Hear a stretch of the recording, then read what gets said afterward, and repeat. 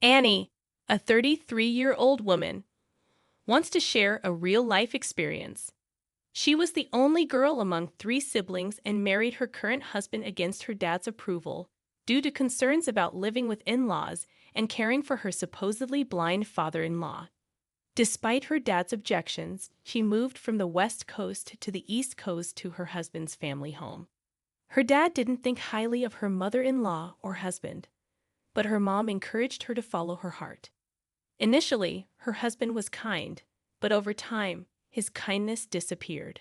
The power dynamics in the house favored Annie's mother-in-law and husband over her supposedly blind father-in-law. He was diagnosed as blind a few years ago and mostly stayed home. Initially, there were caregivers, but after Annie got married, her mother-in-law and husband dismissed them without consulting anyone, citing expense as the reason. Annie insisted on retaining at least one male caregiver that her father-in-law was familiar with. She argued that her husband, being a man, should assist with bathing and personal care. Reluctantly, her husband agreed to keep the male caregiver who had been helping the family even before the father-in-law's blindness. Despite this, Annie found herself neglected in caring for her supposedly blind father-in-law while her husband and mother-in-law enjoyed themselves. One day, the supposedly blind father-in-law suddenly stood up, leaving Annie wondering about what happened and contemplating confronting her husband and mother-in-law about their behavior. I'm in charge of mornings, evenings, and a whole day each week when the caregiver is off. Despite working remotely full-time for a company, my husband and his mother treat me like a substitute caregiver, expecting me to be available all the time. When I raised concerns, they dismissed it, saying, "You married into this family with a caregiving license. Manage that baggage quietly." Ironically, they refer to my father-in-law as baggage, even though his wealth covers most of their expenses. Yet, my mother-in-law mistreats him, and my husband has even expressed a desire for his inheritance sooner. Although I considered divorcing my husband, I couldn't bear the thought of my father-in-law being mistreated in my absence. On their days off, my mother-in-law and husband leave me to care for him while they enjoy themselves and spend money recklessly. Originally, my father-in-law was a significant landowner, owning properties that generated passive income. I only managed the payments, but my mother-in-law and husband would use that money as they pleased. When I discussed this with my father-in-law, he apologized, recognizing that they saw him as a cash cow. Taking care of him wasn't burdensome, but my issue was with my mother-in-law and husband, who did neither housework nor held jobs yet acted high and mighty. My frustration with the unhelpful pair intensified.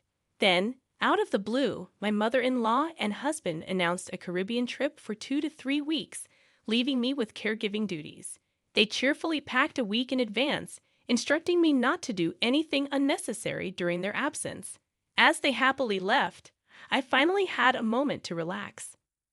To my surprise, my supposedly blind father-in-law independently changed into a suit and invited me to go out. It became evident that he wasn't completely blind, though his vision was not perfect. Handing me a business card, he indicated where he wanted to go. 3 weeks later, my oblivious husband and mother-in-law returned, refreshed from their trip, complaining about the gloomy atmosphere. They suggested going to the Maldives next time, all while immediately griping about my father-in-law and me as soon as they came back. 10 minutes after their return, the doorbell rang, and I answered through the monitor. 2 men in suits were at the front door. I recognized one as James's lawyer. Mother-in-law and my husband looked puzzled. "Oh, it's James's lawyer. What brings you here?" Father-in-law walked into the living room, guiding the lawyers to chairs and sitting down himself. He seemed to walk and sit by himself, which surprised me. "You two, sit here," he instructed my husband and mother-in-law. They sat down reluctantly, eyeing the lawyer quietly. Father-in-law called me over, and I took a seat next to him. "Today, I've set up this meeting for 3 reasons. The first one is about your husband's affair." Father-in-law pulled out a photograph from an envelope, revealing my husband, my mother-in-law, and an unfamiliar woman. The intimacy in the photo clearly indicated something was going on. Who's this woman? Neither my husband nor my mother-in-law responded.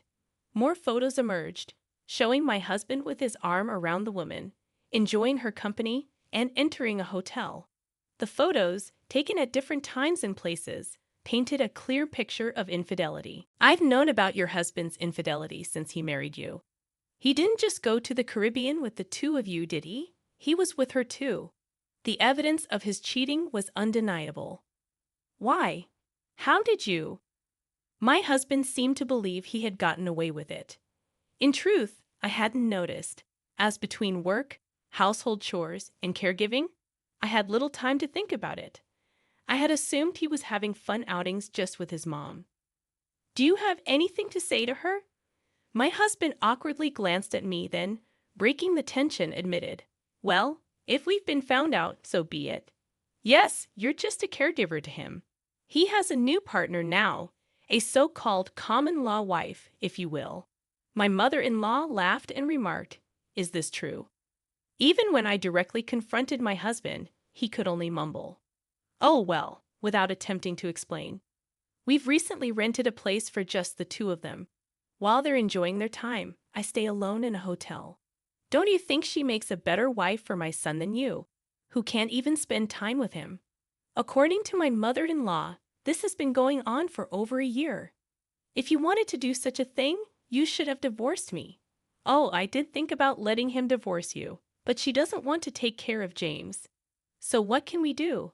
In another couple of years, we can just put James in a facility. That's what I thought. She spoke without a hint of remorse. Hearing all this, I couldn't hide my shock and disbelief. Well, that's how it is. I'm fine with you divorcing right now.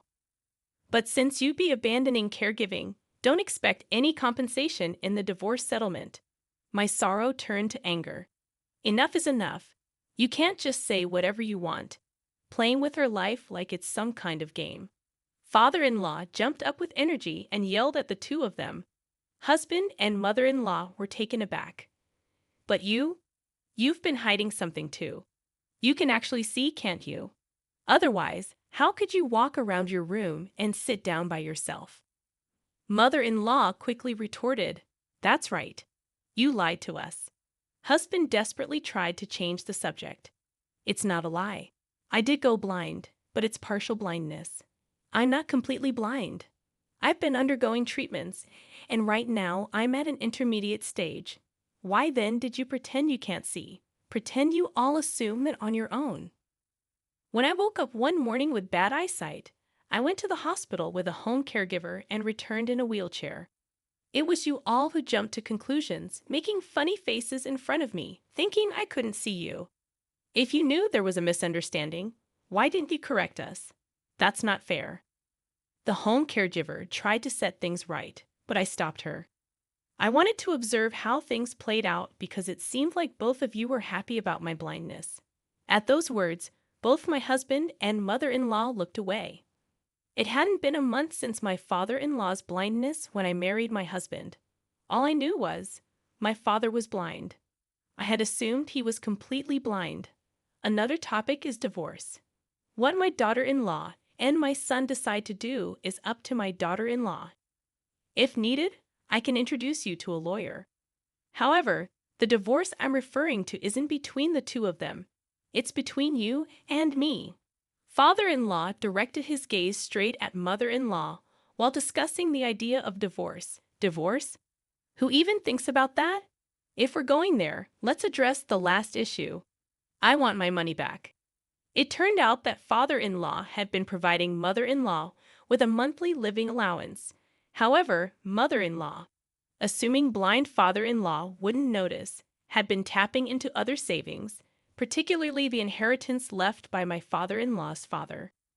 You always had a penchant for lavish spending. That's why I set up a fixed amount to be transferred to you through the home caregiver. But knowing your tendencies, I anticipated you might dip into other funds when you found out about my blindness. That's why I maintained separate accounts for my earnings and the inheritance. A year later, upon checking with the bank, it was revealed that around $60,000 had been spent in just that year. $60,000. It was astonishing that mother-in-law could squander such a significant amount of money every month. If I had that kind of money in a year, I wouldn't even know what to buy. But for mother-in-law, with her spending habits, it seems like pocket change. I can't possibly pay that back. Besides, it's my money too, right? Whether it's an inheritance or whatever, I have the right to use it as I please. You don't understand inheritance law. Even if we divorce, that inheritance won't go to you. If you can repay that money all at once, I'll let you stay, and we won't proceed with a divorce. But if you can't, consider that $60,000 as part of the property division and quietly agree to a divorce.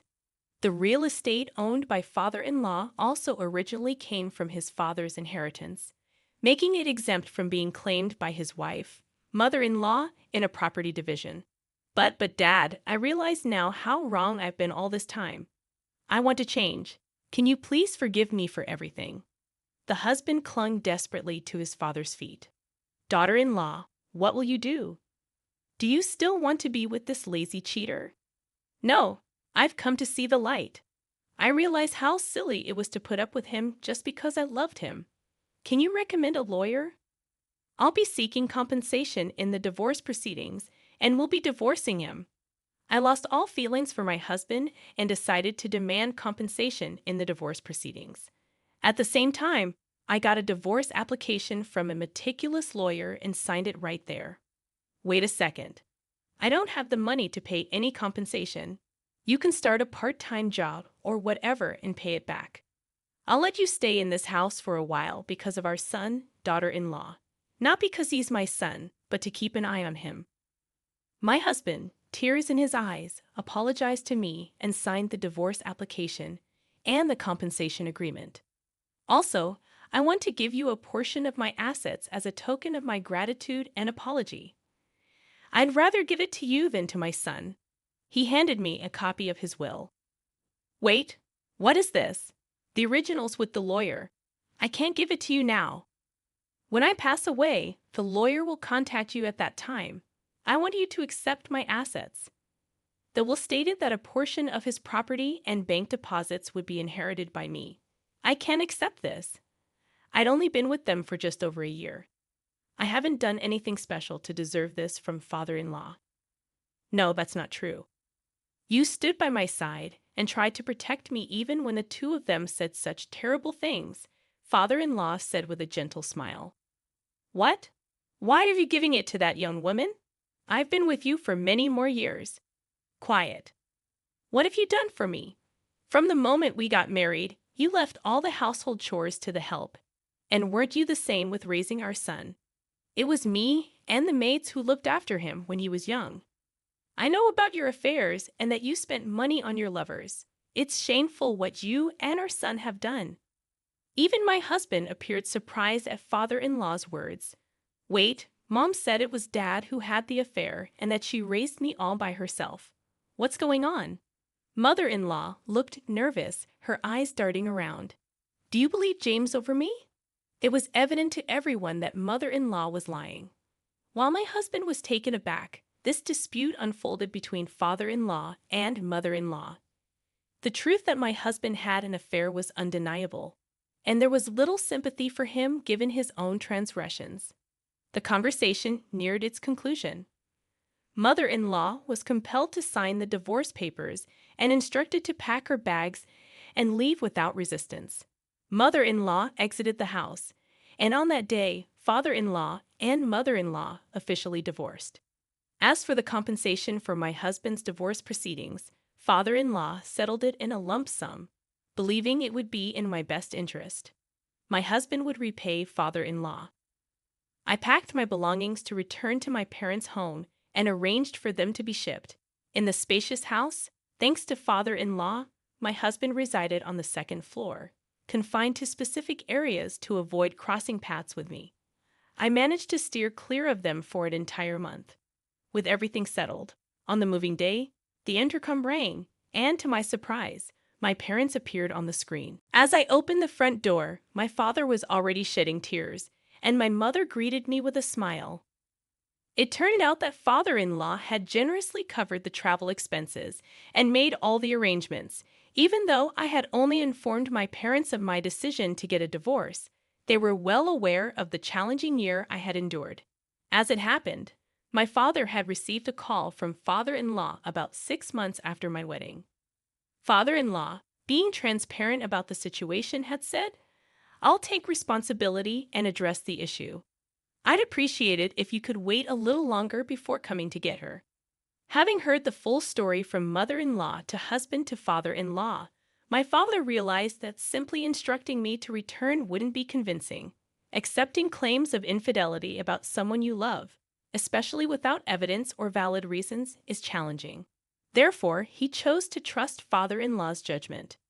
2 years have passed since then, and it appears that my husband has been gradually repaying father-in-law. Thankfully, my job, which has been fully remote from the beginning, hasn't tied me to a specific location. I still maintain occasional communication with father-in-law, and my work is thriving. Despite initial concerns about growing weary of love, that hasn't been the case. I now have a boyfriend, and I'm enjoying a relaxed and happy life with my family.